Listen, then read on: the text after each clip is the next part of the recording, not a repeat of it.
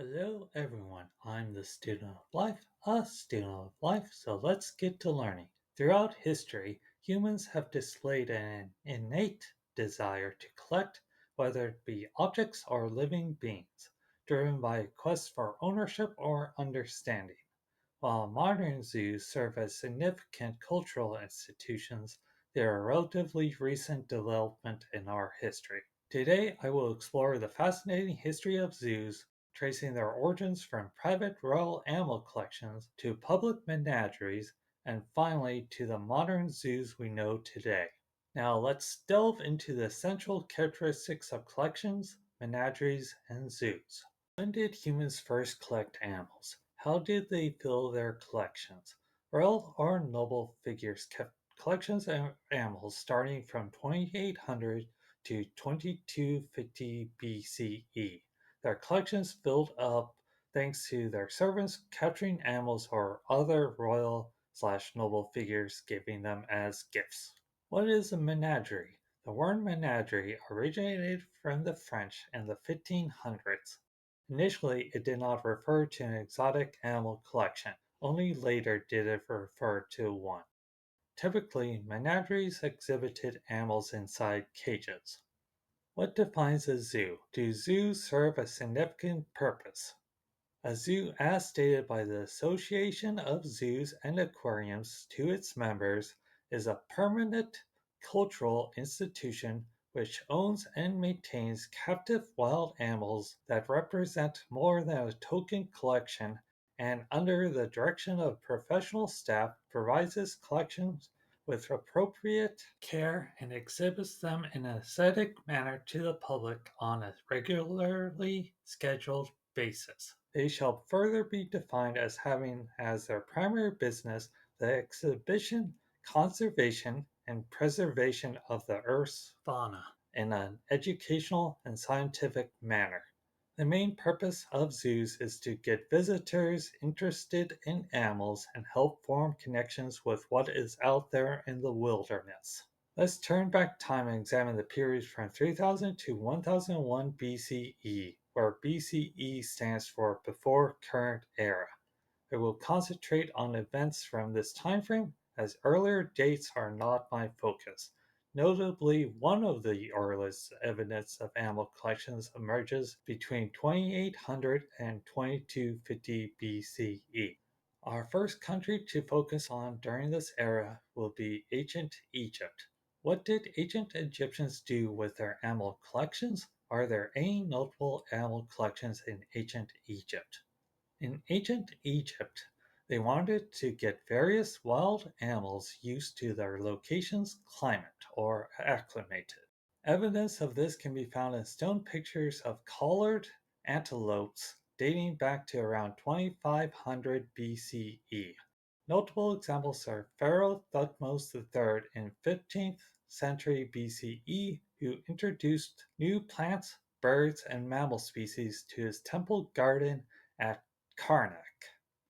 Also, his stepmother, Hatshepsut, had her servants move domesticated and wild animals into her palace gardens. In the meantime, what was ancient China doing during this time frame? As we wind forward to 1150 BCE, we find the Chinese Empress Tangqi had a house of deer built out of marble. Even a little further in time, there's a walled garden called Ling Yu, translated to the Garden of Intelligence, built under the orders of Emperor Wen Wang. The Garden of Intelligence housed animals from across his vast empire within its walls. This emperor lived before 1000 BCE. Who kept animal collections? Only nobles and royalty kept animal collections. Let's wind time forward again to the period ranging from 1000 to 1 BCE. Before we get into it, we're covering two quick details. Did any sort of events happen with these animal collections? Why did nobles or royalty want these animals? The first question is simple. Record keeping became more commonplace, and groups of people became more knowledgeable about animals. As for the second question, they wanted them mainly as a general symbol of status and power. A secondary reason was studying them. With that covered, we can discuss what goes on with ancient Greek and ancient Roman animal collections. The first of these are the collections found in ancient Greek city-states. What did the ancient Greeks do with wild animals throughout this time? What changed as time passed? Was there a time when people paid money to be admitted to see an exotic animal? In the 7th century BCE, the ancient Greeks experimented on captive francolins, or partridges, tamed imported monkeys, and attempted to acclimatize cranes. As we get to the 5th century BCE, the ancient Greeks focused first on studying the animals and put showing them off as a secondary goal. There indeed was a time when people from around the area came by and paid money to see an Indian peafowl. This is probably the first evidence of zoo admission fees. In the 4th and 3rd century BCE, instructors led young intellectuals on tours to different animal collections in their city-states to expand their education. In the 4th century, Aristotle amassed quite a collection of animals thanks to his student Alexander the Great. After Aristotle's and Alexander's time, we had accounts from the kingdom of Alexandria of a parade of animals going down the streets. Also, the priority of showing animals off became the primary goal, and studying them came second. Time to check out what the ancient Romans did. What did they do differently from the Greeks? What path did they take?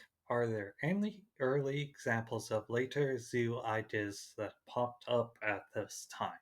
Meanwhile, ancient Rome had two paths for where they sent their animals. The first of these were the private collections, such as those from Marcus Terentius Varro and Lucius Licinius Lucellus, housed in private buildings built on the grounds of the nobles' country villas, and the second path led to the Colosseum. The Colosseums had animals and prisoners fight for the crowd's amusement. Regarding the animals, they often came from Colosseum-affiliated animal collections. This animal fighting practice continued even into the Middle Ages. Lucellus may have invented the open zoo idea first by allowing his birds to fly above during meal times. While studying animals was done, entertainment was the primary focus for captured animals. As we progress through time, moving beyond the fall of the Roman Empire into the Middle Ages, we observe a significant decline in living animal collections from 500 to 1000 CE. These collections never approached the size of the collections recorded before. Who managed the collections during this period? Royalty, nobles, churches, and municipal authorities managed these collections. Archaeologists considered them second rate to what came before. Among the notable collections of the period, several stand out, particularly those at Aix-la-Chapelle, Nijmegen, and Ingelheim. Last, the collection managed by the Swiss monks of the Abbey of St. Gall in St. Gallen is noteworthy. We're moving on in time to the period from 1001 to 1500 CE. Were there any notable collections/menageries? Did anything change in what people were interested in? And what caused this to change? How many animal families did humans discover? William the Conqueror founded a menagerie at Woodstock, which grew under the reign of King Henry I in the 1100s. Henry III in 1252 CE moved the animals at Woodstock to the Tower Menagerie at the Tower of London. King Henry III's father, King John, founded the Tower Menagerie and put the city's sheriffs in charge. Later on, royalty allowed the public to enter this menagerie at the price of either three halfpence or giving up their pet dog or cat as lion chow. More notable menageries in the 1200s were those owned by Holy Roman Emperor Frederick II. By the 14th and 15th century CE, a greater interest in zoology emerged. By the end of the 15th century, exploration and global navigation introduced hundreds of mammals and bird families not seen before in Europe. This encouraged people's interest in zoology. We're getting ever closer to when the very first modern zoo opened up. Let's take a peek at what occurred from the years 1501 to 1750. First, we'll cover some notable menageries/collections discovered or founded. In 1519, Hernando Cortes discovered a menagerie in the Aztec Empire maintained by 300 keepers under the rule of Montezuma.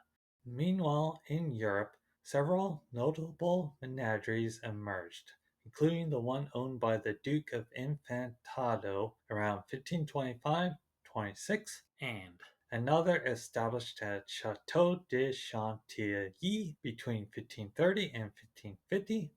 Also, the royal animal collections in Sweden later played a crucial role in aiding Carl Linnaeus in developing the scientific naming foundations. Finally, there was the Royal Menagerie of Versailles, founded in 1624. While these menageries had a scientific impact, those running them focused primarily on prestige and literary significance. What different animals did these menageries have? Did anyone record what animals the private merchants had in their menageries? The inventory of many noble menageries included various bird and mammal species. No one recorded what was in the private merchants' menageries. Shifting our focus to the period between 1751 and 1850 CE, various individuals established zoological gardens, often shortened to zoos. When was the first modern zoo constructed? When was the public first allowed in? Holy Roman Emperor Francis I had the Tiergarten Schönbrunn, also known as the Vienna Zoo, constructed in 1752 as a gift to his wife. The Vienna Zoo opened to the public 27 years later in 1779. It's one of the oldest modern zoos. What are the aims of modern zoos?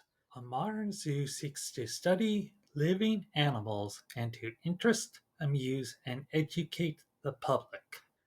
During this period, did any other surviving modern zoos open?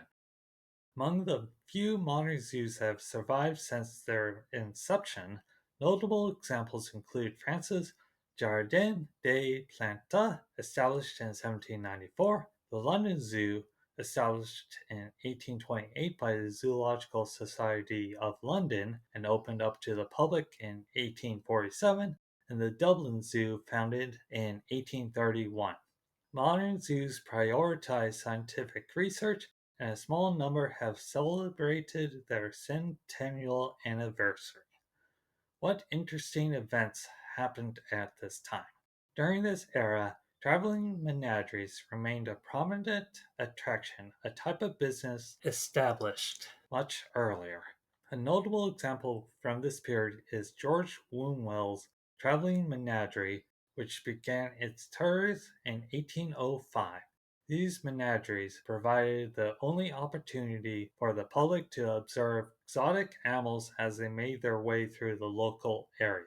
It is time to see what occurred with zoos as we cross into the later half of the 19th century. First, we will cover what defines a mainstream zoo. The three main points defining a mainstream zoo are if it contributes to zoological science, it is large enough, and is rich enough. Who influenced zoos and caused them to change? Zoo critics pushed for enclosures that adhered closely to the confined animal's respective habitat, and the animal's instincts while providing ample room.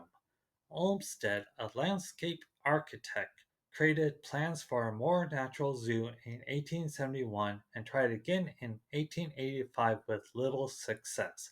The other design choice came with the creation of zoo parks, an institution exhibiting indigenous animals instead of exotic ones, and it didn't meet with much success either. As people wanted exotic animals up close and personal, they disliked these design choices. Meanwhile, critics wanted more naturalistic exhibits. The 1990s repeated these design choices and had similar criticism thrown their way. Also, it conflicted with the visitors' ideal zoological entertainment. Were there any notable zoos founded at this time? Individuals established zoos in New York's Central Park in 1864, the National Zoological Park in Washington, D.C. in 1891, and the Bronx Zoo in 1899. Let's move on to look at zoo designs and zoo openings from 1901 to 1950. Did any zoo designs emerge at this time? Individuals put into practice a few different zoo designs. Not all of these exhibit designs were original. In the early 1900s, Carl Hagenbeck drafted up the plans for a barless exhibit and put it into practice, where they separated people from the animals with a hidden moat and having a panorama behind it. The first exhibit using this design choice opened in Tier Park, Hagenbeck in 1907. It didn't become an industry standard until 1939. Before barless exhibits became the industry standard, the disinfectant era happened in the 1920s and 1930s. This design choice stretched past the 1930s. With this design choice, people made cages easy to clean by designing them this way. These cages had concrete floors and tiled walls, plate glass viewing windows, and steel doors. Very minimalist, and the door closing can be painfully noisy for the animal. The open range zoo idea, done in the 1930s and onward, exhibited fewer species than an urban zoo. This idea had animals placed in large paddocks within more natural conditions and confined by various methods, including moats. Most of these open range exhibits only had one animal, but some zoos put multiple species together. Whipsnade Animal Park, the prototype of this idea, opened in 1931. Now, what zoos opened at this time? San Diego Zoo opened in 1916, and the Detroit Zoo opened in 1928. People viewed zoos as more recreational living animal museums. How many zoos were around then, and how much did that number increase later? The number of zoos in 1920 was 120. By 1959, it increased to 309, and by 1978, it had reached 883. Now let's talk about zoos and design choices from 1951 to 2000. How much did the zoo's aims change? While zoos began moving toward conservation in the early 1900s, they focused more on it in the late 1900s.